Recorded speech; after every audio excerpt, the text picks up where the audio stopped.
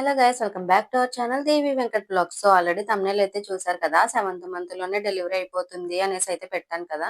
So ఇప్పుడు అసలు నా ప్రెగ్నెన్సీలో ఏం జరిగింది అదంతా కూడా మీతో షేర్ చేసుకుంటాను. ఇప్పుడు నేను చెప్పబోయే స్టోరీ అంతా విన్న తర్వాత మీ లైఫ్ లో కూడా ఏమన్నా ఇలాంటి ఇన్సిడెంట్ ఏమన్నా జరిగి ఉంటే నాకు డెఫినెట్ గా కామెంట్ చేయండి. సో ఇంక టాపిక్ లోకి అయితే వెళ్ళిపోదాము. యాక్చువల్ గా నా ప్రెగ్నెన్సీ జర్నీలో ఏమైందంటే, నేను 6th మంత్ ఎండింగ్ వరకు కూడా నాకు అంతా హెల్త్ కండిషన్ అదంతా బానే ఉంది. నా పనులవి నేను చేసుకునేదాన్ని. ఎక్కడికైనా దగ్గరగా జర్నీస్ అవి చేయాలన్నా కూడా చేసేదాన్ని. అంతా బానే ఉంది 6th మంత్ ఎండింగ్ వరకు. ఇంకా 7th మంత్ స్టార్ట్ అయ్యి 2 డేస్ అయింది. ఇంకొక 2 డేస్‌లో యాక్చువల్‌గా డాక్టర్ చెకప్ కూడా ఉంది. ఈ బిఫోర్ 2 డేస్ ఏమైందంటే, ఒకరోజు ఈవినింగ్ 6కి అనుకుంటా, ఈవినింగ్ 6కి బేబీ మూవ్‌మెంట్స్ అయితే తెలిసాయి. ఇంక 6 తర్వాత ఒక 2, 3 అవర్స్ వరకు కూడా ఇంక మూవ్‌మెంట్స్ అనేవి అసలు తెలియలేదనమాట. నేను యాక్చువల్‌గా ఏమనుకున్నానంటే, ఎప్పుడైనా ఒక్కొక్క 2, 3 అవర్స్ అలా మూవ్ అవ్వట్లేదు కదా బేబీ, అంటే బేబీ పొజిషన్ ఏమన్నా చేంజ్ అయిందేమో, అంటే మన పొట్ట వైపు బేబీ కాళ్ళున్నాయనుకో అవి తన్నితే అప్పుడు మనకు బాగా క్లియర్‌గా తెలుస్తది. అది కాకుండా బేబీ బ్యాక్ సైడ్ ఏమన్నా పొజిషన్ మారుంటే బేబీ బ్యాక్ బోన్ మనకు తగిలి అంతగా మూవ్‌మెంట్స్ అయితే తెలియవు కదా. సో, పొజిషన్ ఏమన్నా మారిందేమో అందుకనేసి నాకు మూవ్‌మెంట్స్ అయితే తెలియట్లేదు. సరే నైట్ వరకు చూద్దాము అనేసయితే అనుకున్నాననమాట. ఇంక నైట్ అంతా చూసాను. బేబీ ఒక్కసారి కూడా మూవ్ అవ్వలేదు. ఆ ఈవినింగ్ 6కి మూవ్ అవ్వడమే తప్ప తర్వాత మళ్ళీ నైట్ అంతా కూడా మూవ్ అవ్వలేదు. ఇంక నెక్స్ట్ డే మార్నింగ్ అయింది. ఆ నైట్ అంతా కూడా అలాగే చూసాననమాట. మూవ్ అవుతదేమో, మూవ్‌మెంట్స్ ఏమన్నా తెలుస్తాయేమో అని అయితే చూసాను. బట్ తెలియలేదు. సరే నెక్స్ట్ డే మార్నింగ్ కూడా చూద్దాము అనేసయితే అనుకున్నాను. ఇంక నెక్స్ట్ డే మార్నింగ్ అయింది. ఇంక అప్పటికి కూడా బేబీ మూవ్‌మెంట్స్ అనేవి తెలియట్లేదనమాట. 10 అయింది నెక్స్ట్ డే మార్నింగు. అప్పుడింకా నాకు మూవ్‌మెంట్స్ తెలియట్లేదు అని అయితే ఇంట్లో చెప్పి ఏడవడం స్టార్ట్ చేశాను. అంటే లోపల బేబీకి ఏదో అయింది, అందుకే మూవ్ అవ్వట్లేదు అని అయితే ఏడ్చేసాననమాట. ఈ నైట్ అంతా మూవ్ అవ్వలేదనేసయితే నేను మా ఇంట్లో వాళ్ళతో కూడా చెప్పలేదు. మళ్ళీ వాళ్ళు కూడా కంగారు పడతారేమో అనేసి. సో, ఇంక నెక్స్ట్ డే మార్నింగ్‌కి కూడా బేబీ కదలకపోయేసరికి అప్పుడు చెప్పాననమాట. ఇలా నాకు నైట్ నుంచి కూడా మొత్తం ఏమీ కదలట్లేదు, ఏమీ తెలియట్లేదు అంటే, అప్పుడు మా వాళ్ళు తిట్టి నన్ను ముందే చెప్పాలి కదా అనేసయితే నన్ను తిట్టారు. వెంటనే హాస్పిటల్‌కి కాల్ చేస్తే, అప్పుడు ఇలా సిట్యుయేషన్ చెప్తే, "అదే నైట్ నుంచి మూవ్‌మెంట్స్ అవి తెలియట్లేదు. ఒకసారి డాక్టర్‌ని అడిగి చెప్పండి" అనేసి చెప్తే, వాళ్ళైతే డాక్టర్‌ని అడిగినా కూడా వెంటనే రమ్మని చెప్తారు. అయినా నైట్ నుంచి మూవ్ అవ్వకపోతే మీరు ఇప్పటి వరకు ఏం చేశారు రాకుండా అనేసయితే అన్నారనమాట. ఇంక అంతే వెంటనే హాస్పిటల్‌కయితే స్టార్ట్ అయ్యాము. మేము హాస్పిటల్‌కెళ్ళేసరికి మార్నింగ్ 11 అయింది. ఇంక డాక్టర్‌తో మాట్లాడి స్కాన్స్ అవి చేసి ఇవన్నీ చూసేసరికి 12 12:30 ఆ టైం అయిపోయిందనమాట ఆఫ్టర్‌నూను. ఇంకా డాక్టర్ అయితే వెంటనే స్కాన్ చేసి, ఇంకా యూట్రస్ అయితే ఓపెన్ అయిపోతుంది. ఇంక వెంటనే డెలివరీ అయిపోయేలా ఉంది. వెంటనే సర్విక్స్‌కి స్టిచెస్ అయితే వేసేయాలి. ఇంకసలు 1 అవర్ కూడా లేట్ చేయడానికి లేదు. మీరు ఇంటి దగ్గరే ఇంకొక 1 అవర్ లేట్ చేసి లేట్‌గా హాస్పిటల్‌కొచ్చుంటే గనక మీకు ఇంటి దగ్గరే డెలివరీ అయిపోదును అనేసయితే చెప్పారనమాట. ఇంక మేమంతా కూడా ఇంక షాక్‌లో ఉన్నాం. ఏంటి 7th మంత్‌లోనే డెలివరీ ఏంటి? పోనీ 7th మంత్ జస్ట్ స్టార్ట్ అయ్యి 2 డేస్ అయిందంతే. ఇంకా ఎండింగ్ వరకు కూడా వెళ్ళలేదు. జస్ట్ 2 డేస్ అయిందంతే స్టార్ట్ అయ్యి. ఇంకా హాస్పిటల్‌లో చాలా ఏడ్చాననమాట. ఏంటి బేబీకి ఏమవుతది? బేబీ ఎలా ఉంది? ఏంటి? అనేసంతా కూడా చాలా టెన్షన్ పడ్డామనమాట. ఇంక డాక్టర్ అయితే మా మమ్మీని స్కాన్ రూమ్‌లోకి పిలిచి, ఇంక వెంటనే ఈ అమ్మాయికి సర్వికల్ స్టిచెస్ అయితే వేసేయాలి. లేదంటే ఇంక డెలివరీ అయిపోతది. ఇంక ఇప్పుడే అయిపోయేలా ఉంది డెలివరీ. ఆల్రెడీ యూట్రస్ ఇలా ఇలా ఇలా ఉండే యూట్రస్ ఇలా ఓపెన్ అయ్యి ఉన్నది. ఇలా హాఫ్ వరకు ఓపెన్ అయింది. ఇంకా ఫుల్‌గా ఓపెన్ అవ్వలేదు. హాఫ్ ఓపెన్ అయిపోయి ఉన్నది. సో, ఇంకొంచెం లేట్ చేస్తే డెలివరీ అయిపోయే ఛాన్స్ ఉంది. సో, వెంటనే స్టిచెస్ అయితే వేయాలి. వెంటనే మత్తు డాక్టర్‌కి అది కాల్ చేస్తాం మేము. సో, స్టిచెస్ అయితే వేపించేసుకోండి. బేబీ అయితే లోపల బానే ఉంది. బేబీ కండిషన్ అంతా కూడా బానే ఉంది. వెంటనే స్టిచెస్ వేయించుకుంటే బావుంటుంది అని చెప్పేసయితే సజెస్ట్ చేశారనమాట.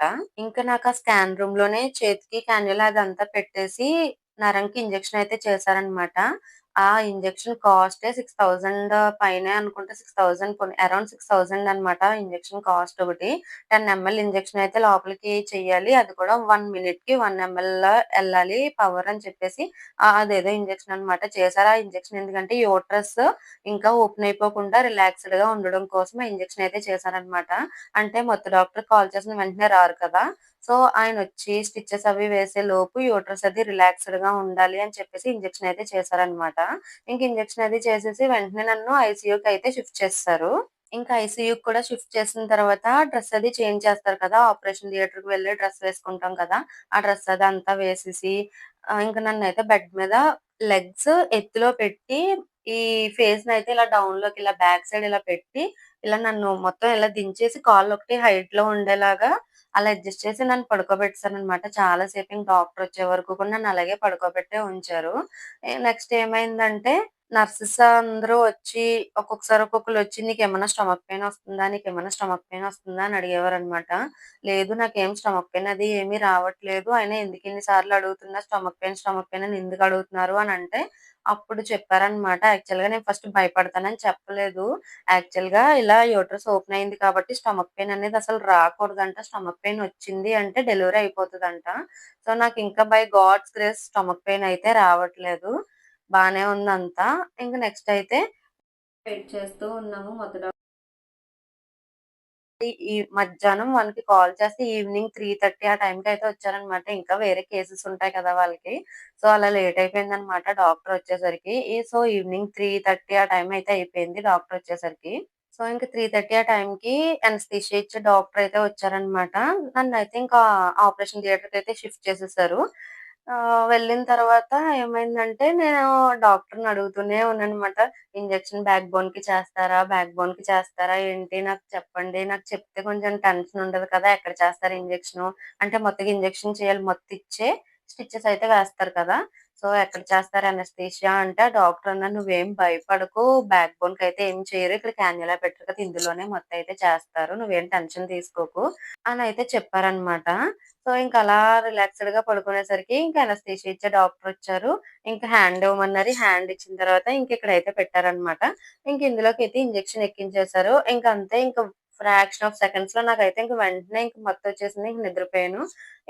ఏం జరిగింది లోపలనేది నాకేమీ తెలీదనమాట. ఇంక స్టిచెస్ అవి వేయడం, ఆ పెయిన్ అదంతా కూడా నాకేం తెలీదు. అంటే ఫుల్ బాడీ అనస్థీషియా అనమాట. ఇంకిక్కడి నుంచి తెలిసేది అదంతా కాదు. మొత్తం ఇక్కడి నుంచి తెలియడం అదంతా కాదు.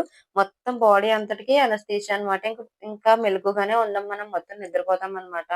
సో, ఇంక అనస్థీషియా ఇచ్చారు. ఇంక లోపల ప్రాసెస్ అదంతా వాళ్ళు చేసేసుకున్నారు. ఇంక నన్ను బయటకి షిఫ్ట్ బయటికి ఇంక రూమ్‌లో కూడా తీసుకువెళ్ళిపోయి రూమ్‌కి షిఫ్ట్ చేసేసారు. నాకు రూమ్‌కి తీసుకెళ్ళిన చాలా సేపటికి అప్పటికి మత్తొదిలిందనమాట. ఇంక మత్తొదిలిన తర్వాత నాకైతే పెయిన్ అది కూడా ఏం తెలీదు. అంటే స్టిచెస్ వేసిన పెయిన్ గాని అదంతా ఏం తెలియలేదు. లైట్‌గా ఏదో పొడిచినట్టుగా అనిపించేది. అంతే తప్ప పెద్దగా పెయినయితే ఏమీ లేదు. ఇంక రూమ్‌కయితే షిఫ్ట్ చేసిన తర్వాత నాకేమైందంటే, ఆ మత్తొదిలేసరికి ఫుల్ వామిటింగ్స్ స్టార్ట్ అయిపోయాయనమాట. ఇంక అలా కక్కుకుంటానే ఉండేదాన్ననమాట. ఇంకా మత్తుకి అలా వామిటింగ్స్ వచ్చేసేవన్నమాట ఇంక. సో, ఇంకా రోజు మార్నింగ్ ఇంటి దగ్గర తిని వెళ్ళిన టిఫినే ఇంక మళ్ళీ ఆఫ్టర్‌నూన్ ఇంక హాస్పిటల్‌లో ఉండిపోయాం కాబట్టి ఇంక లంచ్ ఏం చేయలేదు. అండ్ ఇంక ఈవినింగ్ ఇలా స్టిచెస్ అవి వేశారు కాబట్టి ఇంక రూమ్‌కి షిఫ్ట్ అయిపోయిన తర్వాత నైట్ అస్సలా ఇంకా మత్తులో ఇంక ఎలా ఉన్నానో నాకే తెలీదు. ఇంక నెక్స్ట్ డే అయితే తిన్నాననమాట. మొత్తం ఫుడ్ అంతా నెక్స్ట్ డే పెట్టారు. టిఫిన్ అది నెక్స్ట్ డే తిన్నాను. స్టిచెస్ వేసిన తర్వాత 2 డేస్ అయితే నన్ను హాస్పిటల్‌లోనే జాయిన్ అయిపోమన్నారనమాట. అంటే ఇంటికి వెళ్ళిపోతే సిట్యుయేషన్ అది ఎలా ఉంటదో తెలీదు కదా! సో, ఈ 2 డేస్ కూడా హాస్పిటల్‌లోనే ఉండి అప్పుడు డిశ్చార్జ్ అవ్వండి. ఈలోపు మేము ఈ యాంటీబయాటిక్స్ అవి ఇంజెక్షన్స్ ఉంటాయి గదా! అవన్నీ మేము చేసుకుంటాము. అండ్ ఇంకా నీరసంగా ఉంటుంది కదా! సో, సెలైన్స్ అవన్నీ ఎక్కిస్తామని చెప్పేసి ఇంక 2 డేస్ అయితే నన్ను హాస్పిటల్‌లోనే ఉంచేశారు. ఇంకా 2 డేస్ ఇంక నా సిట్యుయేషన్ చూడాలి ఎలా ఉందంటే, ఇంకా ఈ నడుం పార్ట్ అంతా కూడా హైలో అనమాట. ఇంక నా ఇక్కడి నుంచి హెడ్ నుంచి స్టమక్ వరకు కూడా మొత్తం ఇలా వెనక్కి ఇంక కిందకిలా ఉంటాననమాట. ఇంక కాళ్ళొకటి బాగా ఇలా ఎత్తులో బెడ్ అలా పైకి లేపేసి అలా ఉంచారు. ఇంకా 2 డేస్ ఇంక సైడ్‌కి కూడా తిరగడానికి లేదనమాట. అసలింక సైడ్‌కి కూడా తిరగొద్దన్నారు. అసలు ఈ సైడ్ గాని, ఈ సైడ్ గాని అసలు తిరగడానికే లేదు. ఇంక అలా స్ట్రెయిట్‌గానే పడుకోవాలి. అది కూడా ఇలా ఎత్తులోనే పడుకోవాలని అయితే చెప్పారు. ఇంక లిటరల్‌గా చెప్తున్నాను ఆ 2 డేస్ నేనైతే నరకం చూసాననమాట. ఇంక అలా పడుకోలేక ఇంక పైకి లేవలేని సిట్యుయేషన్ అసలు లేవకూడదంటే పైకి, సైడ్‌కి తిరగకూడదు. ఇంక నేను అలా పడుకొని ఉండేసరికి ఇంకా నా సిట్యుయేషన్ అయితే ఇంకా వేరే లెవెల్ అనమాట ఇంకా. యాక్చువల్‌గా ఈ సర్వికల్ స్టిచెస్ అనేవి 4థ్ మంత్, 5థ్ మంత్ ఆ టైంలోనే మాక్సిమం అందరికి పడతాయన్నమాట. అంటే లెంత్ సర్విక్స్ లెంత్ ఉంటుంది గదా! అది షార్ట్‌గా ఉన్న వాళ్ళకి మాక్సిమం ఫోర్త్, ఫిఫ్త్ మంత్స్‌లోనే తెలిసిపోతుంది షార్ట్ సర్విక్స్ అనేసి. సో, ఇంక వాళ్ళకప్పుడే వేసేస్తారు స్టిచెస్. నాకింక సెవెంత్ మంత్ వచ్చేసింది కాబట్టి, ఇంకా ఫుల్ బెడ్ రెస్ట్ అనమాట. ఇంక పైకి లేచి ఎక్కువ సేపు కూర్చోవడానికి లేదు. ఇంక జస్ట్ ఓన్లీ ఫుడ్ తినడానికి. ఆ ఫుడ్ తిన్న 10 మినిట్స్ తప్ప అండ్ ఇంకా వాష్‌రూమ్‌కి వెళ్ళే పర్పస్ తప్ప ఇంక దేనికి కూడా పైకి లేవడానికి లేదు. ఇంటికి వెళ్ళినా సరే పిల్లోస్ పెట్టుకుని కాళ్ళు ఇలా హైట్‌లో పెట్టి పడుకోవాలి అనయితే చెప్పారనమాట. ఇంకంత ఫుల్ రెస్ట్రిక్షన్స్ ఉన్నాయన్నమాట. ఇంకన్నీ కూడా అంతలా చెప్పారనమాట. ఇంకసలు కూర్చోవడానికే లేదు. ఇలా ఎక్కువ సేపు అసలు కూర్చోవద్దనయితే చెప్పారనమాట. యాక్చువల్‌గా మీరు నా టిఫా స్కాన్ వీడియో అని ఒకటి చేశాను. ఆ వీడియో చూసుంటే గనక మీకప్పుడే తెలిసుండాలి. అక్కడేంటంటే షార్ట్ సర్విక్స్ అనయితే మెన్షన్ చేశారనమాట. అక్కడ నేను తీయించుకున్నది వేరే సెంటర్‌లో అనమాట. నేను యాక్చువల్‌గా ఈ హాస్పిటల్‌లో కాకుండా నన్ను వేరే సెంటర్‌కయితే పంపించారు స్కాన్ చేయించుకోమనేసి. ఆ సెంటర్‌లో వాళ్ళక్కడ ఏంటంటే షార్ట్ సర్విక్స్ అనేది ఇచ్చారనమాట. 2.6 లెంత్ ఉంది. షార్ట్ సర్విక్స్ అని ఇచ్చారు. యాక్చువల్‌గా ఏంటంటే 2.5 కన్నా లెంత్ తగ్గిపోతే అప్పుడు సర్వికల్ స్టిచెస్ అనేవి పడతాయి. సో, 2.6 ఉంది. అయినా కూడా షార్ట్ సర్విక్స్ అని అయితే ఇచ్చారు. ఇంకా రిపోర్ట్స్ తీసుకొని హ్మ్, రెగ్యులర్‌గా చూపించుకునే డాక్టర్ దగ్గరికైతే వచ్చేసాను. అసల షార్ట్ సర్విక్స్ అని ఎందుకిచ్చారో ఒకసారి మనం కూడా లెంత్ చెక్ చేద్దాం అనేసి డాక్టర్ అయితే లెంత్ చెక్ చేసారు. కానీ షార్ట్ సర్విక్స్ అయితే లేదు. నార్మల్‌గానే ఉంది. బానే ఉంది సర్విక్స్ అయితే షార్ట్‌గా లేదు. స్టిచెస్ అవి ఏమి పడవు అనయితే డాక్టర్ చెప్పారనమాట. సో, ఇంకా స్టిచెస్ అవి ఇంకేం అవసరం లేదు. చెక్ చేయకుండా స్టిచెస్ అవి వేయడం వల్ల ఇబ్బందంతే అనేసి చెక్ చేశారనమాట. సో, స్టిచెస్ అవి పడేంత ఏమీ సిట్యుయేషన్ లేదు ఆ టైంకి యాక్చువల్‌గా. సో, ఇంకా మెడిసిన్స్ అవి తీసుకొని ఇంటికైతే వచ్చేసాను. 1 మంత్‌కి టాబ్లెట్స్ రాసేసారనమాట. సిక్స్త్ మంత్‌లో టిఫా స్కాన్‌కి వెళ్ళినప్పుడు. ఆ 1 మంత్ అయిన తర్వాత ఇంకో 2 డేస్‌లో చెకప్ ఉంది అనగా బిఫోర్ 2 డేస్ ఇలా అయిందనమాట.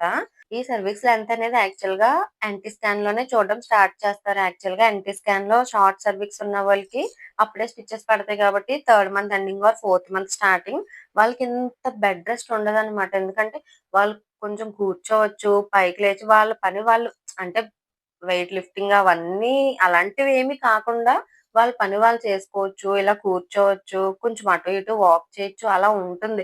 బట్ నాకు సెవెంత్ మంత్ వచ్చేసింది కాబట్టి ఇంకా అవేమీ లేవనమాట.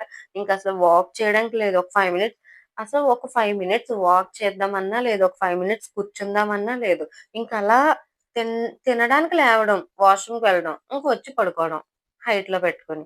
ఇంకా సెవెంత్ మంత్ స్టార్టింగ్ నుంచి డెలివరీ అయ్యే రోజు వరకు కూడా నాకు ఇదే సిట్యుయేషన్ అనమాట ఇంకా. ఫుల్ బెడ్ రెస్ట్‌లో ఉన్నాననమాట. ఇంకా 2 డేస్ హాస్పిటల్‌లో ఉండొచ్చిన తర్వాత ఇంక డిశ్చార్జ్ చేశారు. డిశ్చార్జ్ చేసిన తర్వాత 1 మంత్‌కి మళ్ళీ మెడిసిన్స్ అవి రాసి ఇచ్చేసారనమాట. ఎందుకంటే "నువ్వు ఇంకా మాటి మాటికి అసలు జర్నీ చేయడానికి లేదు. ఇంకా హాస్పిటల్‌కొచ్చినా సరే ఇంక బైక్ మీద అది కాకుండా ఇంక కార్‌లోనే రావాలి. అంటే కుదుపు అసల రాకూడదు. నువ్వెంత జాగ్రత్తగా వస్తే నీకే అంత మంచిది" అని చెప్పారనమాట డాక్టరు. ఇంకా అలాగే విజిట్స్‌కి వెళ్ళినప్పుడల్లా నేను కార్‌లోనే వెళ్తూ ఉండేదాన్ని హాస్పిటల్‌కి. అండ్ ఇంకా యాక్చువల్‌గా ఏమన్నారంటే మేమేంటంటే పైన ఫ్లోర్‌లో ఉంటామనమాట. మా హౌస్ అనేది పైన. సో, ఇంక డాక్టర్‌ని అడిగాం. మరి ఇలా మెట్లవి ఎక్కొచ్చా? మా స్టేర్స్ ఉంటాయి కదా! పర్వాలేదా? నో ప్రాబ్లమ్ కదా! అంటే ఒక్కసారికి ఇంక ఎక్కేయండి అంతే. ఇంక మళ్ళీ హాస్పిటల్‌కొచ్చే వరకు ఇంక స్టేర్స్ అసలు దిగడానికి లేదు. ఈ ఒక్కసారికి ఇంక జాయిగా అలా పక్కన అలా పట్టుకొని ఎక్కేయండి అంతే. హెల్ప్ తీసుకొని. ఇంకసలా ఎక్కడానికి లేదు. ఇంక దిగడానికి లేదు. ఇంక విజిట్‌కొచ్చినప్పుడు మాత్రమే దిగండి మళ్ళీ. అలా అయితే మీకే బావుంటుంది. చాలా అంటే చాలా జాగ్రత్తగా ఉండాలి. ఆ స్టిచెస్ మీదన్నా బేబీ వెయిట్ పెరిగే కొద్దీ ఆ స్టిచెస్ అనేవి ఎంతవరకు అని కాస్తాయి. వెయిట్ అలా పెరిగే కొద్దీ కూడా స్టిచెస్ మీద పడిపోతా ఉంటుంది వెయిట్. సో, మనం ఇంకా ఎంత హైట్‌లో ఇలా కాళ్ళు లేపుంచితే బేబీ కిందకి మూవ్ అవ్వకుండా ఇంక బొజ్జలోనే అలా ఉంటుందనమాట. లేదంటే ఏమవుద్ది ఇలా కూర్చునేసరికి వెయిట్ అనేది ఇలా కిందకి పడతది. కిందకి పడడం వల్ల ఆ స్టిచెస్ మీద ప్రెషర్ అంతా పడిపోతుంది గదా! సో, అందుకే ఇంకిలా కూర్చోకూడదు. ఇంకలా పడుకునే ఉండమనయితే డాక్టరయితే చెప్పారనమాట. ఇంకలా ఇంటికైతే వచ్చాను. ఇంకా 1 మంత్‌కి మళ్ళీ రమ్మన్నారనేసి ఇంకా 1 మంత్ ఇంకలా ఫుల్ బెడ్ రెస్ట్ అనమాట. వచ్చేటప్పుడే డాక్టర్ ఏమన్నారంటే, "మీరు ఎయిత్ మంతొచ్చి ఒక హాఫ్ డేస్ అంటే సగం రోజుల వరకు ఎయిత్ మంతొచ్చాక సగం డోస్ అంటే వచ్చి 15 డేస్ అయ్యాక అప్పటి వరకు అంటే 32 వీక్స్ ఆర్ 33 వీక్స్ అప్పటి వరకు కూడా మీరు జాగ్రత్తగా చూసుకోగలిగితే బేబీనైతే మేము సేవ్ చేయగలము. లేదంటే బేబీని కూడా మేము సేవ్ చేయలేమనయితే చెప్పారనమాట. మీరెంత జాగ్రత్తగుంటే మీకంత మంచిది. బేబీ అండ్ మీరు కూడా సేఫ్‌గా ఉంటారు. ఇంక మీకే వదిలేసాను ఈ చాయిస్. మీరెంత జాగ్రత్తగుంటే అంత మంచిదనయితే చాలా అలా చెప్పారనమాట. ఎంత జాగ్రత్త అంటే అంత జాగ్రత్త చెప్పారు. ఇంక నా కండిషన్ అలాంటిది. ఎందుకంటే మొత్తం ఎవరికైనా లెంత్ తక్కువుంటేనే వేస్తారు. అలాంటిది నాకు హాఫ్ ఓపెన్ అయిపోయింది. సగం ఓపెన్ అయిపోయిందంటే ఇంక సిట్యుయేషన్ అనేది చాలా హైగా ఉన్నట్టు. సో, ఇంకా అలా స్టిచెస్ ఇంకా ఏదో ఆ సగం స్టిచెస్ మీద ఇంక అలా ఆగాల్సిందే అన్నట్టుగా ఆపారనమాట. ఇంకా ఎయిత్ మంత్ వచ్చి 15 డేస్ అయినా కూడా మేమలా బాక్స్‌లో అది పెట్టి మేము కాపాడగలము. లేదంటే ఇంక మేమేం చేయలేమని అయితే చెప్పేసారనమాట డాక్టరు. ఇంకలా బెడ్ రెస్ట్ తీసుకోవడంలో సెవెంత్ మంత్ అంతా గడిచిపోయిందనమాట. ఇంక సెవెంత్ మంత్ అయిపోయిన తర్వాత మళ్ళీ డాక్టర్ విజిట్ ఉంది కదా! ఇంకా ఆ రోజు వెళ్తే, ఇంకా డాక్టర్ అయితే స్కాన్ చేసి, బేబీ అయితే బానే ఉంది. బేబీ అయితే చాలా బావుంది. హెల్తీగానే ఉంది. అండ్ స్టిచెస్ కూడా బానే ఉన్నాయి. సో, ఈ 1 మంత్ ఎలా అయితే కేర్‌ఫుల్‌గా ఉన్నావో, ఇంక సెవెంత్ మంత్ అయిపోయి ఎయిత్ మంత్ వచ్చేసింది కదా! ఇంకొక 1 మంత్ ఇలా కేర్‌ఫుల్‌గా ఉంటే నీకు నైన్త్ మంత్ వచ్చేస్తది. ఇంక నైన్త్ మంత్ వచ్చేసిందంటే ఇంకేమీ భయముండదు. బేబీ అంతా సేఫ్‌గా ఉంటది. నువ్వు గూడా చాలా సేఫ్‌గా ఉంటావు. సో, ఇంక ఈ 1 మంత్ గూడా చాలా జాగ్రత్తగా ఉండు. ఇంక ఇప్పటి వరకు ఎలా జాగ్రత్తగా ఉన్నావో ఇప్పుడు కూడా నువ్వు ఇంకా జాగ్రత్తగా ఉండాలి. అప్పుడైతే బావుంటుంది అనయితే చెప్పారనమాట. ఇంక మళ్ళీ నెక్స్ట్ కూడా ఇంక నైన్త్ మంత్ వచ్చాకనే రమ్మన్నారు. అంటే 1 మంత్‌కి మళ్ళీ మెడిసిన్స్ అవి ఇచ్చేసారు. ఎందుకంటే యాక్చువల్‌గా 15 డేస్‌కొకసారి అలా చెకప్‌కి వెళ్ళాలి. బట్ నాదైతే అలా వెళ్ళే సిట్యుయేషన్ కాదు కదా!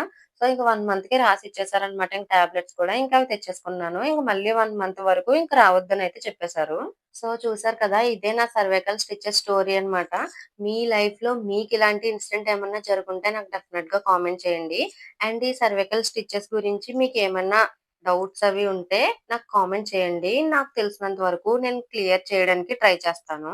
ఇంకా నా సిట్యుయేషన్ అది అంతా బానే ఉంటే ఫర్దర్‌గా ప్రెగ్నెన్సీ వీడియోస్ అవన్నీ కూడా పోస్ట్ చేస్తూ ఉంటాను. సో, అవి కూడా డెఫినిట్‌గా చూడండి. అండ్ అలాగే చూసినవి ఎలా అనిపించినాయో నాకు డెఫినిట్‌గా కామెంట్ కూడా చేయండి. So, that's it for this video guys. ఈ వీడియో గనక మీకు నచ్చినట్టయితే లైక్ చేయండి, షేర్ చేయండి, కామెంట్ చేయండి. అలాగే మన ఛానెల్‌ని తప్పకుండా సబ్స్క్రైబ్ చేసుకోండి. Bye guys.